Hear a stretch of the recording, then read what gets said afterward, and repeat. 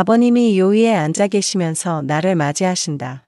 아가 이불이 신혼이불 같구나 하십니다. 나는 향수를 뿌리고 망사잠옷을 입고 방에 들어갔습니다. 눈치를 보니 아버님은 얼굴이 벌개지며 당황하고 있었습니다. 결정적으로 후킹을 해야겠다 싶어서 옆으로 다가서며 아버님 방바닥 따뜻해요 하면서 옆에서 방바닥을 만졌습니다. 갑자기 아버님이 저를 확 끌어안으며 바닥에 넘겼습니다. 아가 내 좀 제발 살려도. 네 미치겠다. 목욕탕에 있는 그 빨갛고 조그만 빤소는 뭐야. 인간의 본능을 은밀히 조금씩 터치하는 혼자 보는 소설.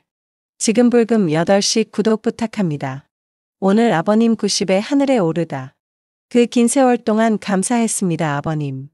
다음 생에서는 아버님 여보할게요. 35년 전 그때가 떠오릅니다. 가난한 농사꾼 3남매의 장녀로 태어났습니다. 나는 중학교 졸업 후 서울 와서 취직해서 야간 여상을 다녔습니다. 그리고 또 간호사가 되고 싶어 간호학원에 다녔습니다. 다행히 운이 좋아 괜찮은 산부인과에 취직되어 간호원 생활을 했습니다. 23살에 친구 소개로 남편을 만나게 되었습니다. 남편은 덤프트럭을 한 대 가지고 직접 현장을 다니며 일을 했습니다. 지방 출신인 남편은 중조루 고향에서 나와 정비 공장에 들어갔습니다. 손재주가 좋아 정비 일을 잘했고 공장에서 인정을 받았습니다. 그러다 20대 후반에 모은 돈에다 대출을 받아 덤프트럭을 한 대 구입했습니다. 그리고 현장 일을 다니며 돈을 벌었습니다. 경기 좋고 정비 실력 있고 자기 트럭을 가진 남편은 돈을 잘 벌었습니다. 가난한 집안의 장녀인 나는 남편의 능력을 높이 샀습니다. 그때 그 시절에는 돈 잘 벌면 장땡이던 시절이었습니다. 원래 한미모하던 나를 남편이 죽자사자 따라다녀 결혼했습니다. 결혼 후 남편은 성북동 쪽에 근사한 양옥을 마련했습니다. 나는 간호원을 그만두고 전업주부로 눌러 앉았습니다. 시댁은 시어머니 돌아가시고 출가한 시누이와 시아버지만 계셨습니다. 시골에서 올라와 성공한 뿌듯한 세월이었습니다. 시골에서 우리 집에 놀러 오신 부모님은 너무 좋아하셨다. 딸 하나 잘 놓아서 말년이 편하게 생겼다고 너무 좋아하셨다. 막내 처남 대학 공부는 자기가 시킨다고 남편이 호기롭게 말했습니다. 너무 감사하고 남편이 자랑스러웠습니다. 남편은 남존여비 사상은 심했지만 대체로 내게 잘했습니다. 결혼하고 3년이 지났지만 임신이 되지 않았습니다. 남편은 아들을 내심으로 간절히 원하고 있었습니다. 혹시 나에게 문제가 있냐 싶어서 걱정이 확 들었습니다. 만약 나에게 문제가 있다면 남편은 이혼을 하자 할 것입니다. 이혼은 절대 안 된다 그럼 큰일 난다 하는 대걱정이 들었습니다. 그 전에 근무하던 병원에 갔는데 다행히 이상이 없다고 한다. 원장님이 남편 검사를 받아보자고 하십니다. 집에 가서 남편에게 그 이야기를 했습니다. 남편이 무슨 말도 안 되는 이야기를 하느냐면 싫어했습니다. 그래도 살살 달래서 하자고 해서 잠시 시간을 내주었다. 검사 결과는 자기 집안 가니까 그냥 내 혼자 보러 가라고 했습니다. 갔더니 결과는 남편한테 문제가 있다고 하십니다. 이 일을 어찌해야 하나 막막했습니다. 남편한테 이야기하면 저 성격상 틀림없이 길길이 뛸 것입니다. 그리고 내한테 문제가 있다는 거 증명한다며 바람이라도 피울 것입니다. 지금도 바깥에 여자가 있는 눈치인데 대놓고 바람 피울 것입니다. 일단 남편한테 가서는 병원에서 이상 없다고 하더라고 했습니다. 초조해 말고 느긋하게 있으면 임신된다고 하더라고 전했습니다. 원장님한테는 내가 말할 테니까 본인에게 연락 마시라 부탁드렸습니다. 며칠을 고민을 하고 있는데 마침 시누이가 전화가 왔습니다. 시아버지가 몇 달 전부터 속이 안 좋다고 하니 병원에 데려가 보래요. 시어머니 위암으로 세상 뜨서 그게 좀 무서웠나 봐요. 울 시아버님 시골에서 혼자 농사를 지으시며 살고 있습니다. 서울 근교이고 고향이고 해서 서울 와서 살아라 해도 안 오세요. 남편하고 달리 선량하고 남한테 양보 잘하는 착한 성격입니다. 며느리 사랑은 시아버지라고 저를 끔찍하게 아끼세요. 그때 번쩍하고 떠오른 기발한 아이디어가 있었습니다. 아, 이러면 모든 문제가 해결되겠구나. 저는 아버님께 전화해서 며칠 날 내시경 예약했으니 오시라 했습니다. 아버님은 너무 고마워하며 꼭 날짜 맞춰서 오신대요. 며칠 후 남편이 지방 현장을 일주일 간다고 했습니다. 남편한테 시아버지 오셔서 내시경 검사 받으러 간다고 했습니다. 그날 오후가 되니 시아버지께서 오셨습니다. 맛있게 저녁을 차려드리겠다고 하니 약속 있다 하시네요. 서울 친구 만난다고 해서 고기 사드리라고 용돈 두둑히 드렸습니다. 며느리가 최고라고 하시면서 기분 좋게 나가셨습니다. 저는 열심히 꽃단장을 하고 아버님 잠옷도 새 것으로 준비했습니다. 밤 10시쯤 아버님이 얼큰하게 기분 좋게 취하셔서 들어왔습니다. 간드러진 미소로 아버님을 맞아들여서 거실 소파에 앉혔습니다. 야들야들하고 하늘하늘한 홈드레스를 입었습니다. 준비한 꿀물을 아버님 한 잔 드세요 드리며 바짝 옆에 앉았습니다. 앞으로 시골에서 고생 마시고 서울 와서 사세요. 제가 잘 모실 테니 걱정 마세요. 아가 너무 고맙구나. 내가 전생에 나라를 구한 게 맞구나. 말년복이 이렇게 터지다니. 오호호 무슨 말씀하세요 아버님. 자식된 도리로서 당연히 해야죠. 제가 불여시처럼 아버님 비위를 딱 맞춰드렸습니다. 아버님 혹시 아들한테 딸한테 말 못할 고민은 저한테 하세요. 어머님 떠나시고 적적하시죠. 혹시 말동무라도 하실 참한 과부댁 제가 한번 알아볼까요? 제가 그렇게 말하자 아버님은 눈이 휘둥거려지신다. 아니야 고맙지만 그렇게까지 할 거 있나? 아니에요 자식된 도리로 제가 살펴야 되는데. 이렇게까지 내가 말하고 살짝 아버님을 보니 너무 감동해 하시며 고맙구나 하시며 눈물을 글썽이신다. 아버님 목욕물 따뜻하게 받아놓았으니 목욕하세요. 하고 말하며 목욕탕으로 이끌었다. 목욕을 하시는 중에 내가 문을 똑똑했습니다. 왜 하고 답변을 하십니다. 아버님 갈아입을 옷 문 밖에 놓았으니 끝나고 갈아입으세요. 조금 있다 목욕탕 문이 열렸습니다. 아버님이 문 바깥에 옷 가지러 손을 뻗으신다. 나는 화들짝 놀라며 어머나 했더니 아버님도 놀라시며 미안해 하신다. 목욕이 끝나고 아버님은 방으로 들어가셔서 잠들 준비를 하십니다. 나는 똑똑하고 방문을 노크했더니 왜 하고 물으셔서 자릿기 가져왔다고 했더니 들어오라고 하신다. 아버님이 요위에 앉아 계시면서 나를 맞이하신다. 아가 이불이 신혼이불 같구나 하십니다. 나는 향수를 뿌리고 망사잠옷을 입고 방에 들어갔습니다. 눈치를 보니 아버님은 얼굴이 벌개지며 당황하고 있었습니다. 결정적으로 후킹을 해야겠다 싶어서 옆으로 다가서며 아버님 방바닥 따뜻해요 하면서 옆에서 방바닥을 만졌습니다. 갑자기 아버님이 저를 화학 끌어안으며 바닥에 넘겼습니다. 아가 내 좀 제발 살려도. 네 미치겠다. 목욕탕에 있는 그 빨갛고 조그만 빤소는 뭐야. 왜 이래요 하고 확 밀쳐버렸습니다. 바로 꼬리를 내리고 미안하다 내가 미쳤구나 하고 말합니다. 이때다 싶어 저는 말했습니다. 네 좋아요. 아버님 원하는 대로 하세요. 그 대신 천천히 오세요. 내 말 잘 들으셔야 해요. 서둘면 맛있는 사탕 못 먹어요. 그리고 우리는 천천히 극락에 갔습니다. 50대 후반이신데 농사일로 단련된 힘은 대단하셨습니다. 지칠 줄 모르는 황소개구리 같은 힘이었습니다. 몇 년 동안 쌓인 뿌리를 뽑는다고 열심히셨습니다. 몇 번이나 저를 하이에 올려주셨습니다. 정성껏 차린 아침 식사를 마시고 차를 한잔했습니다. 그때부터 소심한 아버님이 대걱정을 하기 시작했습니다. 큰일이구나 이 일을 아범이 알면 정말 큰일이구나. 도대체 이 일을 어떻게 수습을 해야 하노? 연신 한숨을 토해내며 걱정을 했습니다. 보통 남자 같으면 내가 불효짓을 했다고 나를 탓할 것입니다. 역시 내가 남자 하나는 잘 봤구나 하는 생각이 들었습니다. 속으로 쾌재를 불렀습니다. 아버님 저를 나쁜 여자라고 생각하시죠? 하고 톡 쏘아 보았습니다. 아니야 자제 못한 내가 나쁘지. 착한 너가 왜 나쁘니? 하고 바로 답을 해오십니다. 아이고 우리 아버님 진짜 순둥이네요. 아버님 너무 착하시고 좋아요. 제가 지금부터 이야기를 할 테니 잘 들으세요. 아범이 씨가 없는 남자라서 대를 잇기 위해서 제가 꾸민 일입니다. 이 방법이 우리 집안의 대를 잇는 제일 현명한 방법이라고 생각합니다. 병원에 물어보니 마침 요 며칠간이 제가 가장 적당한 때라고 하네요. 그래서 제가 부끄럽지만 이 일을 만들었습니다. 아버님은 갑자기 멍한 상태가 되시더니 이윽고말을 꺼내셨다. 하모하모 맞다. 절대 근본도 모르는 씨를 받아서는 안 된다. 역시 아가 네가 현명하구나. 간호원 출신이라 배운 것도 많아서 이런 일을 만들었구나. 그럼 나는 나쁜 일을 한 게 아니네. 아범에 대해 죄를 지은 게 아니네. 내가 바로 맞받아 쳤습니다. 그러며 집안의 대를 잇는 훌륭한 일을 하신 거예요. 그러니 아무 걱정 마시고 차 드시고 저하고 병원 가요. 그리고 우리들은 병원으로 가서 내시경을 했습니다.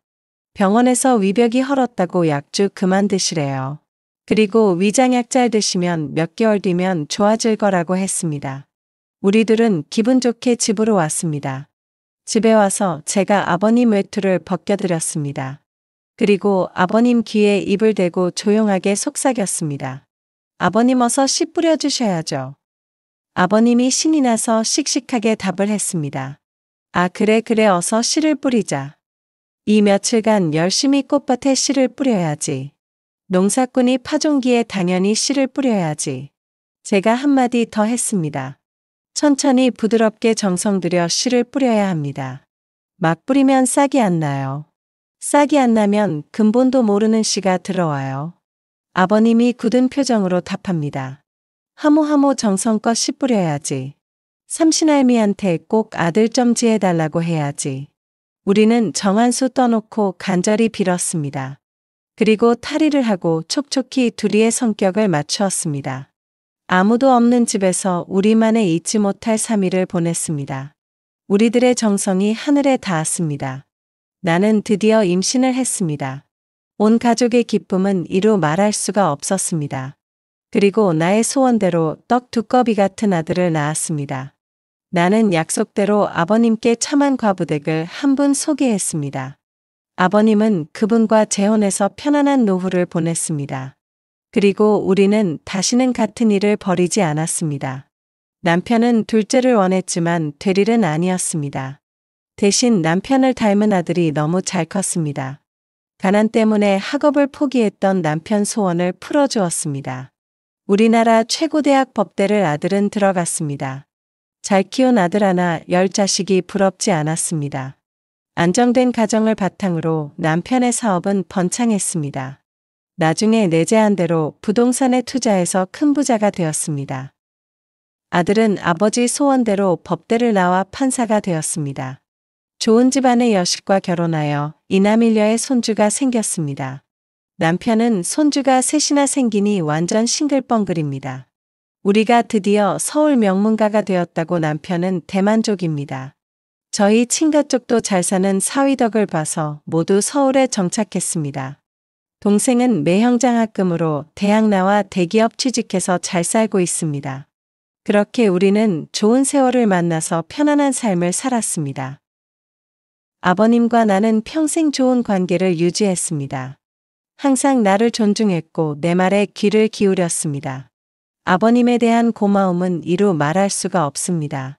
오늘 아버님을 고향의 선영에 묻었습니다. 내려오는 길에 만난 파란 하늘에 흰 구름 하나가 떠 있습니다.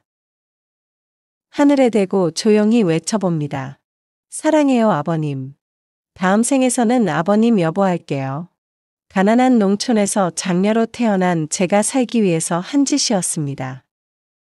물론 사람으로서는 해서는 안 되는 일이었습니다. 하지만 사랑했던 할머니의 유언이 제 가슴에 박혀 있습니다. 산 사람은 어떡하든지 살아나가야 한다. 여보 미안해요. 오늘 이야기는 여기까지입니다. 이 이야기가 편안한 주말을 열어드릴 것입니다. 2025년 새해가 시작되었습니다. 구독자 여러분 지금 있는 자리에서 편안한 한 해가 되십시오. 100세까지 팔팔하셔서 오래오래 구독해 주십시오. 다음 주 불금 8시에는 더 짜릿한 혼자 보는 소설로 찾아뵙겠습니다. 오늘의 사연 시작합니다. 안녕하세요. 저는 얼마 전 한국으로 돌아온 33살의 남자입니다.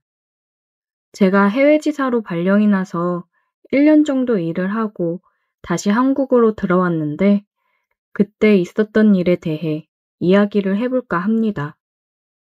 대학 졸업 후 저는 부모님의 도움으로 좋은 회사에 취업을 했습니다. 취업하고 2, 3년 일을 배우며 열심히 일을 했고, 그런 저에게 해외 지사에 다녀올 기회가 생겼어요.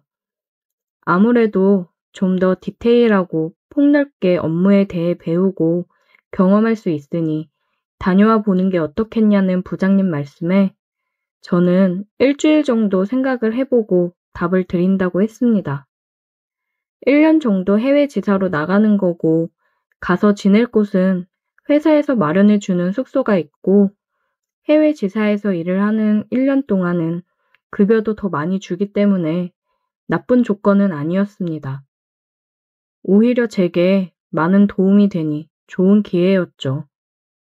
하지만 바로 가겠다고 얘기를 하지 못한 건 결혼을 약속한 2년 정도 만난 여자친구가 있기 때문에 망설여지더라고요.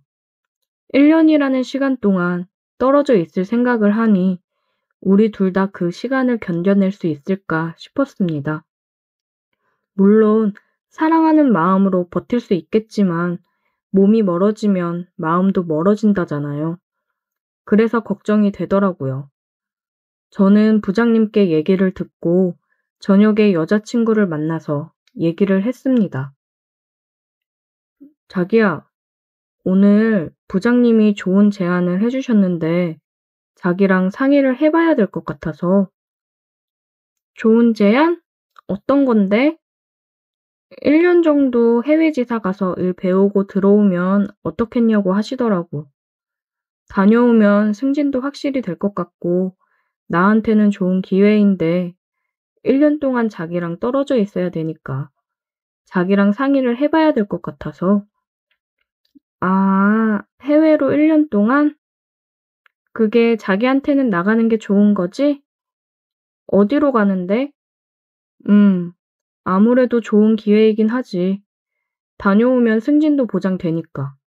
미국 지사로 갈 것 같아. 미국? 너무 멀긴 하다. 그치? 그냥 못 간다고 할까? 아니야. 다녀와.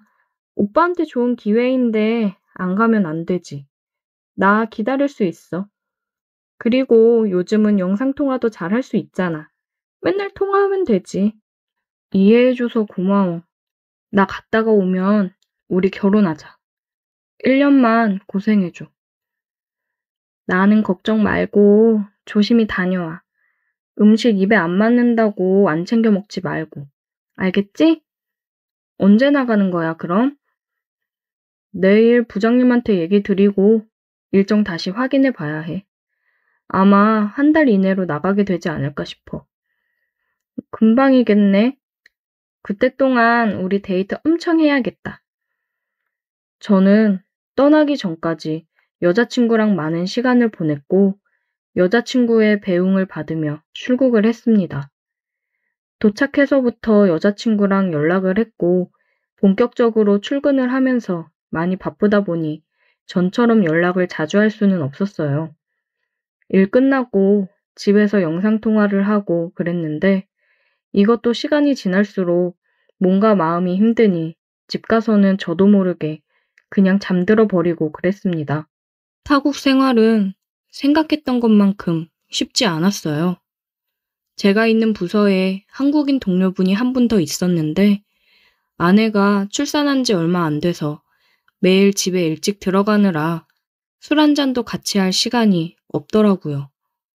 외로운 곳에서 술 한잔하며 얘기할 사람도 없으니 우울감도 찾아오고 힘들었습니다. 여자친구는 제가 연락이 잘 안 되니까 걱정과 투정을 부리는데 저는 그걸 받아줄 마음의 여유가 안 됐던 거죠. 저도 힘드니까요. 타국 생활이 힘들어 저는 일 끝나고 혼자 바에 가서 술을 많이 마셨습니다. 하루는 바에서 술을 마시고 있는데 웬 여자가 다가오더라고요.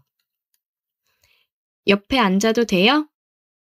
저는 여자 목소리에 고개를 돌려 쳐다보았고 제 옆에는 외국인 여성이 서 있었습니다. 네, 그럼요. 앉으세요. 그녀는 웃으며 옆자리에 앉더라고요. 이국적인 외모를 가진 그녀는 누가 봐도 한국 사람이 아니었는데 한국말을 굉장히 유창하게 잘하더라고요. 그녀와 술을 마시며 이런저런 얘기를 많이 나누었습니다. 그녀는 한국을 좋아하고 교환학생으로 한국에서 3년간 지내다 와서 한국말을 잘하는 거라고 했어요. 누가 보면 진짜 한국 사람이랑 다를 바가 없었습니다. 외로운 타국에서 맘 편히 웃으며 얘기를 할 사람을 만난 게 좋아 들떴는지 시간이 가는 줄 모르고 수다를 떨었어요.